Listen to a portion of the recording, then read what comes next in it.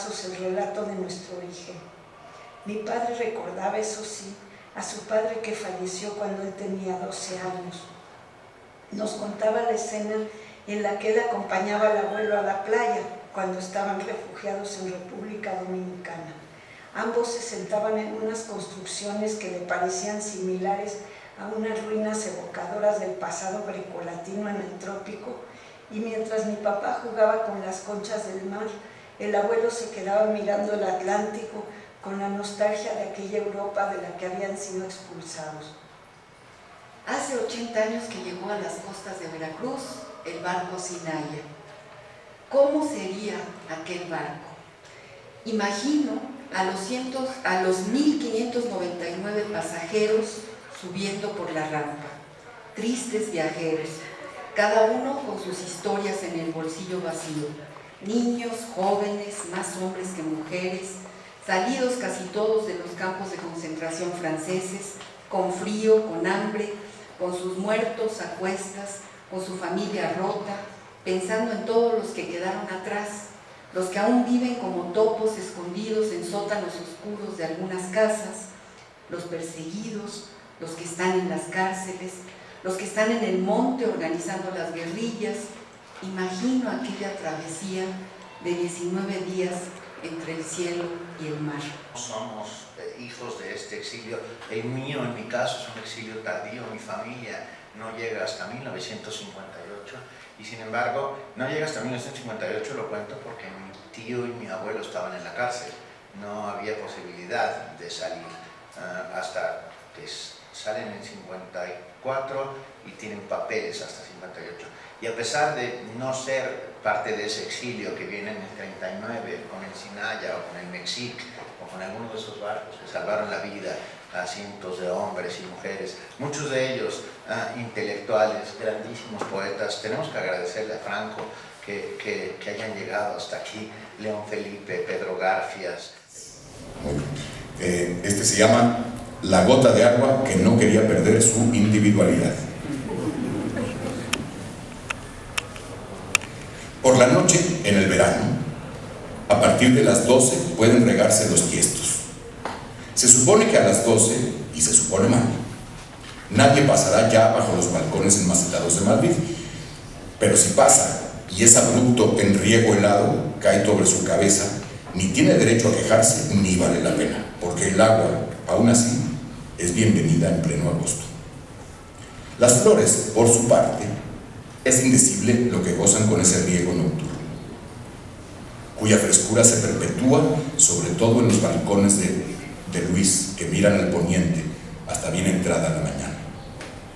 El otro día, a las 12, sobre el pétalo aterciopelado de una rosa, como sobre la tela de un estuche, radiaba aún una gruesa gota de agua.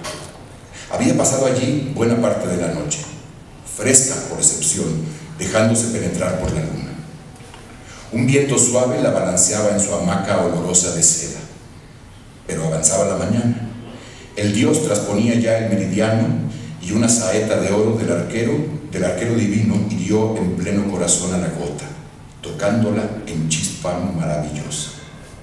Luis, que de antaño comprende el juego del agua, el lenguaje del agua, como el sultán Mahmud comprendía a los pájaros, oyó quejarse a la gota, la cual decía entre suaves quejumbres: tengo miedo, ay, tengo miedo, siento que empiezo a evaporarme.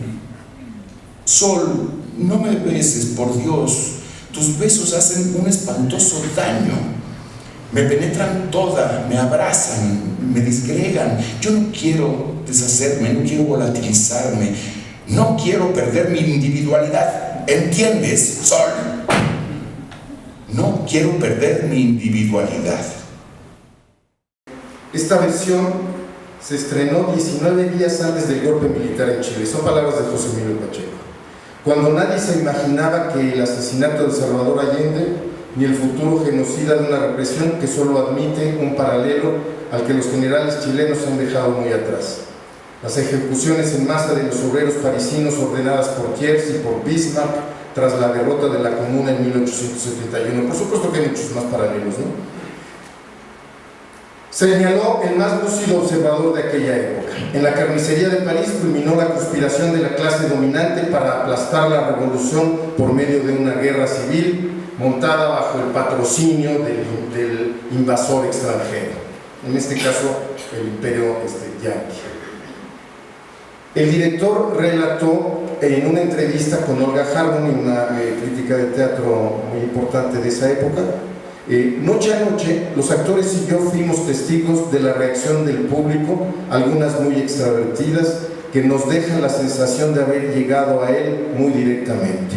Por ejemplo, en la función del viernes 14 de septiembre, en la escena final en que la presencia de los romanos sobre los cuerpos muertos termina con un sordo y lento redoble de tambor, de entre el público, con los aplausos, surgió una voz de un joven gritando: ¡Viva Allende, viva la unidad popular! El cerco de Numancia fue vigente en ese mes de septiembre de 1973. Es decir, hay un contexto siempre histórico que va a determinar, dentro de las muchas lecturas que pueda tener una obra, la reacción del público. El Castillo de la Pureza se estrena unos años después del 68. Se escribe un poquito después del halconazo en el 71. El 68 de Díaz Ordaz, el 71 de Luis Echeverría. Y de alguna manera, así como los nazis ven a Dios bajando a la tierra, o hay una dimensión distinta del cerco de Numancia relacionada con Allende, el Castillo de la Pureza se puede leer, entre muchas otras lecturas, como un microcosmos de lo que pasó en el 68. El Estado representado por el padre, la sociedad por la madre y los jóvenes por los hijos. Aquí no se desobedece. Él decía: la niñez es miserable porque todo lo que viene después será terrible. Entonces eso, sus cuentos de niños para mí me marcaron definitivamente, y creo que La sangre de Medusa lo leí mucho después. Sin embargo, creo que el gran José Emilio es el del Principio del placer, es el que define lo que después va a ser Las batallas en el desierto, su novela de la niñez, El Principio del placer también. Este niño que pasa de la niñez a la adolescencia, el descubrimiento del amor, etcétera, todo esto que para mí fue definitivo al enfrentar el universo narrativo de José Emilio Pacheco. Cuando yo le hablaba por teléfono, pues era para mí un atrevimiento hacerlo, y él me decía: no te estoy quitando tiempo. O sea, él decía que no me estaba quitando tiempo. Y cuando él iba al Colegio Nacional a dar sus lecciones, un taxista que también me ha hecho el favor de llevarme, me decía, a veces llevaba yo al maestro y decía: este señor se me va a morir, porque en el taxi parecía que se le moría, y llegaba al colegio apenas arrastrándose y salía exultante. Para él era un alimento enfrentarse a la gente. Era un hombre de un gran sentido del humor, como usted lo dice, le encantaban los chistes, le encantaba decir bromas. Y era un hombre de un gran pesimismo. Cuando uno le hablaba por teléfono, siempre decía: ¿cómo estás, José Emilio? Muy mal, ya no hay teleras. Eso le preocupaba mucho, porque ya para hacer, ¿cómo va a hacer una torta uno, no? Sin embargo, ese tipo de detalles a él realmente le mortificaban, y él cargaba en sus espaldas el dolor de todo el mundo.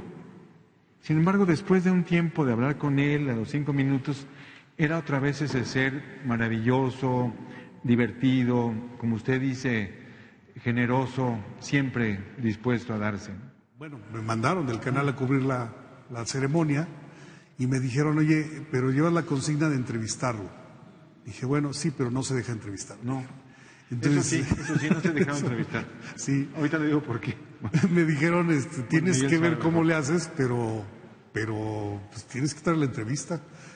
Dije: bueno, pues vamos a ver cómo le hacemos. Y le dije al camarógrafo: oye, en cuanto salga, me dicen que acaba la ceremonia, y para que continúen sus labores en el Congreso, pues lo acompaña una comitiva, y ya de ahí a la calle, ¿no? Por la puerta principal. Entonces, sabes que en cuanto veas que se arranca, nos vamos, porque ya del lobby para allá, pues ya va a ir como cualquier ciudadano, solito.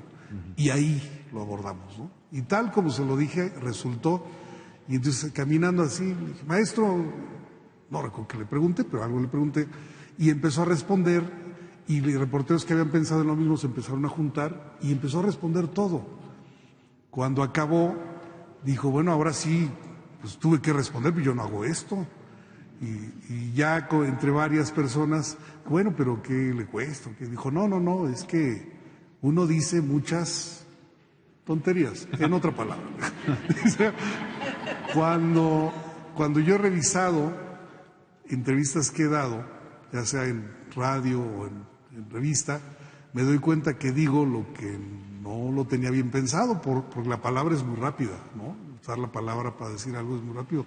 No tiene uno tiempo de corregir y entonces dice uno muchas tonterías, lo dijo de manera muy cruda, que entendimos todos, y dijo, pero ahora sí, me sorprendieron y pues tuve que responder. Y bueno, yo pude responder, y aún así no lo dijo enojado y lo respondió de manera muy amable, aunque no quería, no era su objetivo, pero fue generoso, eso sí recuerdo bien. A las 5 de la tarde, el tono mugía por su frente. A las 5 de la tarde. El cuarto se erizaba de agonía a las 5 de la tarde. A lo lejos, ya viene la catena. A las 5 de la tarde. Trompa de lirio por las verdes ingles a las 5 de la tarde. Las cerillas quemaban como soles a las 5 de la tarde. El gentío rompía las ventanas a las 5 de la tarde. A las 5 de la tarde. ¡Ay, qué terrible! 5 de la tarde. 1, 2, 3, 4.